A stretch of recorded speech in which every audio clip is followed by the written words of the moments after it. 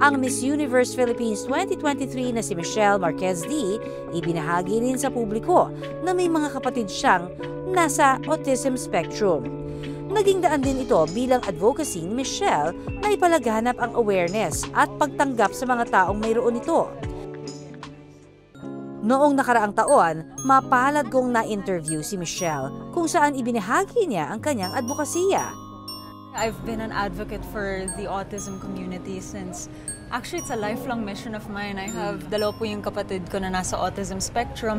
Dito po kasi sa Philippines, medyo may pagkukulang pa po sa association, the knowledge, the education, not just with what we know but also in our laws, what we're able to provide our persons with disabilities. Right. And kasama na din po dun yung mga individuals on the autism spectrum. So ako po, kaya po ako nagpalaki ng platform para I create that voice that's heard and that can be listened to. Palaisipan din daw kina Val kung paano nagkaroon ng autism ang anak na si Kyle. Nagtataka ako kung saan namin nakuha to kasi lalo na ako, angkan kami ng maiingay.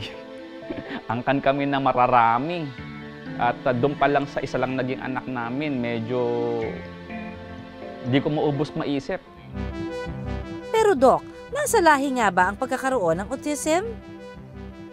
Ayon sa developmental and behavioral pediatrician na si Doc Jocelyn Eusebio, may mga pag-aaral na pwedeng namamana ang naturang kondisyon. May mga pagsusuri na meron talagang kinalaman din ang genetics, no? Kaya nga, pag tinanong ng nanay, Doc, may anak na kami. Pag nasundan po ito, mauulit pa po kaya? Base sa pagsusuri, pag meron ng kamag-anak o may anak na may autism, mas mataas ng konting porsyento, around 5%, as compared to sa isang pamilya na wala talaga. So may kontribusyon ang lahi. Pero paglilinaw ni Doc, hindi raw sa lahat ng pagkakataon ito ang dahilan. But it doesn't always follow.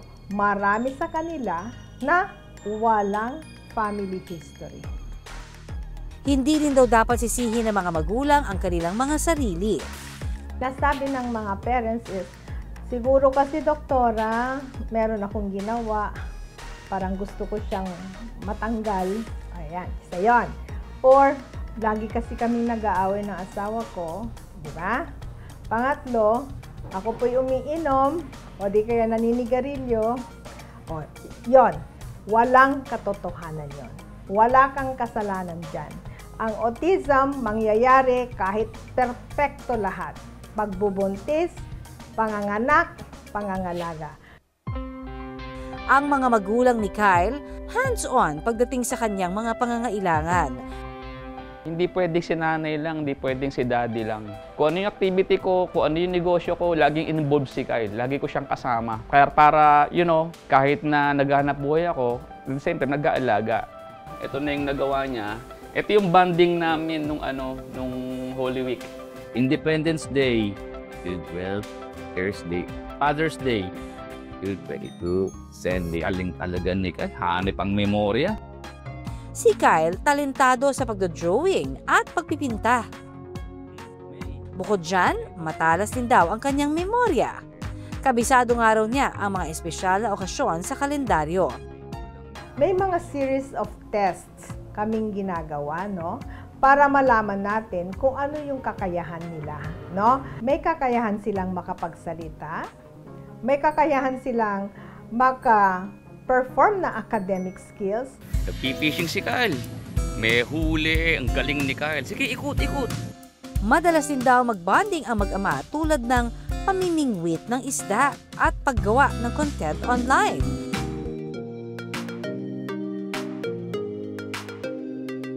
Pero higit sa lahat, pinaka-proud daw ang buong pamilya sa pagiging achiever ni Kyle sa eskwela. Sa ngayon, grade 7 na si Kyle sa isang private school. Sa school, marami siyang achievements. Pag meron silang moving up, lagi siya may mga special award.